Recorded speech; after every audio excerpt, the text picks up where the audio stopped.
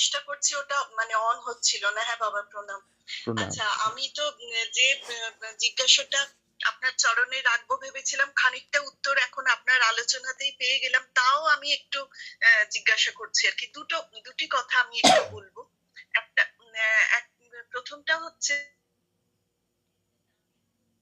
আসনে বসে তো যখন সাধন করছি তখন একটা মনের যে অবস্থা, আপনি অবশ্য বললেন যে এই শান্ত বিক্ষিপ্ত মানে সাধন সাপেক্ষে এটাকে করতে আর কি, খানিকটা উপেক্ষা করেই সাধন করতে। যাই হোক, তা কিন্তু আসনে বসে যেটা করছি, একটা মোটের ওপর একটা তদ্গত ভাব, মানে সেরকম একটা শান্ত হচ্ছে। কিন্তু মানে চলতে ফিরতে যে নাম স্মরণ, মনে মনে যে ইষ্ট মন্ত্র স্মরণ আর কি, সেইটা বাবা যখন হচ্ছে কাজকর্ম করতে করতে, সেটা একেবারেই যান্ত্রিক। মানে তার মধ্যে কোনো আবেগ নেই। মানে একটা আসনে বসে করছি যখন, মানে আমি একটু বোঝাচ্ছি, একটা তো আবেগ আছে যে আমি আমার ইষ্ট স্মরণ করছি, একটা অন্যরকম আবেগ। কিন্তু যখন চলতে ফিরতে যেটা করছি, তার মধ্যে কোনো আবেগ নেই, একেবারেই মানে একটা যান্ত্রিক ব্যাপার। তো সেটাই আর কি একটু মনে হয় যে এতটা তফাৎ হয়ে যাচ্ছে। তা এইটা কি স্বাভাবিক, নাকি সাধনের পরিণত অবস্থায় মানে একই ওই মনের যে আসনে বসে যে ভাবটা আর কাজকর্মের মধ্যে যে ভাবটা একই থাকে, সাম্যাবস্থা হয়ে যায়? এটা একটু বাবা জিজ্ঞাসা করছি। হ্যাঁ, এইটা এখন যে অবস্থা থেকে এই কথাগুলো বলা হচ্ছে, শোনা বোঝা হচ্ছে, সেই হ্যাঁ। অবস্থায় সেই অবস্থায় এটা স্বাভাবিক। এবার নাম জপ করতে করতে মনের ভেতরের সংস্কারগুলো যত ধুয়ে মুছে পরিষ্কার হয়ে যাবে, তখন এখানটায় খুব বোঝার বিষয়, তখন ওই যে অবস্থা চলতে ফিরতে যেটিকে যান্ত্রিক বলে মনে হচ্ছে, সেটির মধ্যে প্রাণবন্ততা আসবে। আর এখন যেটাকে মোটের উপর তদ্গত ভাব বলে মনে হচ্ছে আসনস্থ অবস্থায়, হুম হুম সেইটিও পরিবর্তিত হয়ে যাবে। হুম। দুটো দিক, আচ্ছা বাবা। ওই যান্ত্রিক দিকটার মধ্যে প্রাণবন্ততা আসবে, এবং এখনের যে ভাবটা, এটি হ্যাঁ। আরো পরিবর্তিত হয়ে এর যে সোর্স আর কি, উৎস, সেই হুম তরতাজা ভাবটি যত যত ফুটে উঠবে, তখন মনে করব যে ও আচ্ছা, আসনের অবস্থাটা নিঃসন্দেহে ভালো ছিল, তবে সেটা একটা খুব ভালো পুতুল খেলার মতো ছিল আর কি, সেটা অরিজিনাল বিবাহ ছিল না আর কি। আচ্ছা আচ্ছা আচ্ছা, হ্যাঁ এটা বাবা। এটা মানে ইতিবাচক অর্থে বলছি আর কি। হ্যাঁ, বুঝতে পারছি বুঝতে পারছি। হুম তখন ওই নিজের হৃদয় বলবে, ও আচ্ছা, তখন ভাবছিলাম বোধহয় যেহেতু ওইটি আমার পুঁজি ছিল গভীরতার ক্ষেত্রে, হুম সেই জন্য ওইটির হুম। সাপেক্ষে বেশ খানিকটা হালকা বা যান্ত্রিক মনে হচ্ছিল অন্যান্য সময়ের নাম স্মরণের বিষয়টি। আচ্ছা। এই আর কি, অর্থাৎ এখন যেভাবে চলছে এই অবস্থায় যেটিকে বলা হচ্ছে যান্ত্রিক, ওইভাবেও যদি চলতে থাকে আর আসনে বসে যতটা গভীরতা পাচ্ছি, এই, হুম হ্যাঁ, হুম। এগুলো এগুলো অনবরত চলতে থাকলে তখন স্বাভাবিকভাবেই আরো গভীর, আরো প্রাণবন্ত, আরো তৃপ্তির জায়গায় পৌঁছে যাবো আর কি। অর্থাৎ সঠিক চলা আচ্ছা হচ্ছে, বাবা। না থামা আর কি। কেমন? হ্যাঁ বাবা, বুঝতে পেরেছি।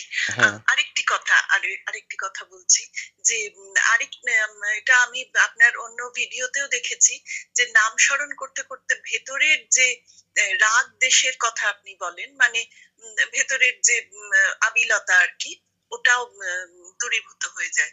তো এইবারে মানে একটি ঘটনা, ধরুন, মানে কোনো কর্মসূত্রে বলুন কি এরকম, কোনো মানুষের কাছ থেকে আমি জানি যে তার তার ওই ব্যবহারটি আছে। তো সুতরাং আমি, ধরুন, একটা মানে ভেতরে একটা তৈরি করে, একটা তৈরি মানে একটা একটা বেড়া তৈরি করে, মানে ইষ্ট স্মরণ করতে করতে তার সঙ্গে ওই নির্দিষ্ট আমার যে মানে যে কেজো ব্যবহারটি, সেইটা করে এলাম, এবং তার মানে আমার খুব একটা কিছু চিত্ত বৈকল্য হলো না। তো তখন আমার বেশ একটা বেশ আত্মপ্রসাদ উপলব্ধি হলো যে বাহ, এটা তো বেশ ভালো, আমি এগোচ্ছি।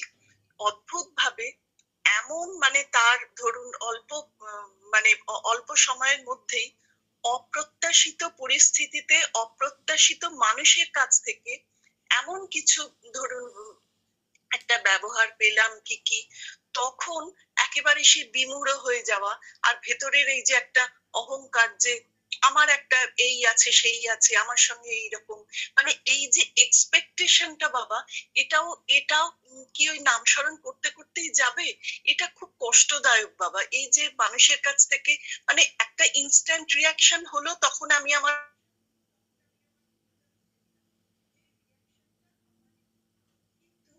মানে সেটা কিন্তু বাবা ওই ব্যবহারটির জন্য না, সেটা হচ্ছে এই এই শরীরের মনের যে রিয়াকশনটা হলো না, ওইটা বাবা কিছুতেই মানে এ করতে পারি না, ওইটা থেকে বেরোনোটা একটু কষ্টকর, এইটা একটু সমস্যা বাবা। এটা যদি কিছু মুক্তির পথ বলে দেন হ্যাঁ, এখান থেকে। হ্যাঁ, এই জায়গাটায় মা যে বিষয়গুলো স্মৃতিচারণ করে পুরনো শোনা অনুভূতি। গেল বাবা? হ্যাঁ, আমি শুনতে পাচ্ছি। আমার কথা শোনা যাচ্ছে? আমার কথা শোনা যাচ্ছে? বেশ, আমি বলে যাই কেমন? এইবার শোনা যাচ্ছে বাবা, এইবার শোনা যাচ্ছে। শোনা যাচ্ছে? হ্যাঁ, বেশ। হ্যাঁ, ওই, হ্যাঁ, এইবার শোনা যাচ্ছে বাবা। হ্যাঁ, হুম। বলছি। ওই যে স্মৃতিচারণ করে হ্যাঁ, বিষয়টা বললেন, মূলত যে হ্যাঁ, বিষয়টা বেশি দাগ কেটে আছে সেইটার স্মৃতিচারণ করে বললেন। স- হ্যাঁ, সমাজের মর্যাদার বিষয়গুলো ভেবে পরিস্থিতি অনুযায়ী যেমন ভাবে এক্সপ্রেশন ভালো বলে মনে হয়েছে সেভাবে করেছেন অভিব্যক্তি, এই যে বক্তব্যের মধ্যে হুম, আর কি। আমি সেই দিক হ্যাঁ, থেকে মূল দিকে যাচ্ছি। ওটার পরে যে হুম, আত্মপ্রসাদ লাভ হলো, তো একটা দিক। আবার হুম, হ্যাঁ, পরবর্তীকালে আরেক জায়গায় যে হঠাৎ ওই ধাক্কা খেয়ে ভেতরের যাবতীয় ব্যাপারগুলো ভেঙে চুরে যাওয়া আর কি, অর্থাৎ বিপরীত ধাক্কা আর কি। হুম, এই হ্যাঁ, হ্যাঁ, এই হ্যাঁ, যে ব্যাপারটা হচ্ছে না মা, এইটি হলো এই পথে চলার পথিকদের, মানে ইষ্ট বলি, ভগবান বলি বা গুরু কৃপা বলি, এইভাবে পরস্পর দুদিকের অনুভূতি করিয়ে ধীরে ধীরে নিয়ে যাওয়া হয়। কিরম ভাবে প্রথমটাতে ওই আত্মপ্রসাদের মধ্যে সুপ্তভাবে রয়ে আছে অহং প্রবৃত্তিটাকেই প্রশ্রয় পায় একটা হুম, দিকে। মানে এটা সামাজিকভাবে ভালো, কিন্তু আধ্যাত্মিক সূক্ষ্ম বিশ্লেষণে ওইটাও আবার সূক্ষ্মভাবে বাধা আমাদের ওই মূল জায়গায় ডোবার জন্য আর কি ক্ষেত্রে। হ্যাঁ, হ্যাঁ, এবার নিশ্চয়ই, নিশ্চয়ই। এইবার সেটিকে বোঝানোর জন্য তখন তার তরফ থেকে ওই ধাক্কা দেওয়াটা অনিবার্য, অর্থাৎ প্রয়োজন আর কি। না হলে ওইটা হুম, প্রশ্রয় পেয়ে যাবে তো ভেতরে, আমাদের বৃত্তিটা, আমরা যেতে হ্যাঁ, পারবো না তো। সেই কারণেই হুম, এই অনবরত সময় সময় আত্মপ্রসাদ, সময় সময় ধাক্কা, এই দুটোকে আমরা স্বীকার করে নিয়ে তারই দান হিসেবে স্বীকার করে নিয়ে, বা যার যেমন দৃষ্টি সেভাবে স্বীকার করে নিয়ে যদি আমরা চলতে থাকি, ক্রমে ক্রমে এই উভয় অবস্থায় সমতা আসতে থাকবে আর কি। এবং আচ্ছা বাবা। হ্যাঁ, গুরুত্বপূর্ণ বিষয়, যে সমতাটি আসবে সেটা কিন্তু নিজের মনোকল্পিত বা বিশ্লেষণজাত নয়, সেটা ভেতরের স্বাভাবিক অনুভূতি হিসেবে ফুটে উঠবে আর কি। এখন যেমন আচ্ছা। আত্মপ্রসাদ এবং বিপরীত দিকে যেমন ব্যথা, এই দুটো যেমন স্বাভাবিকভাবে ফুটে উঠছে, হুম, হুম, হুম, ঠিক সেইভাবেই এইখান থেকে সমাধানটিও ফুটে উঠবে, যদি আমি চলা না থামাই, চলতে থাকি। হুম, হুম। হ্যাঁ, আচ্ছা। হ্যাঁ, প্রণাম। হ্যাঁ বাবা, বুঝলাম। প্রণাম হ্যাঁ, বাবা। হ্যাঁ, প্রণাম।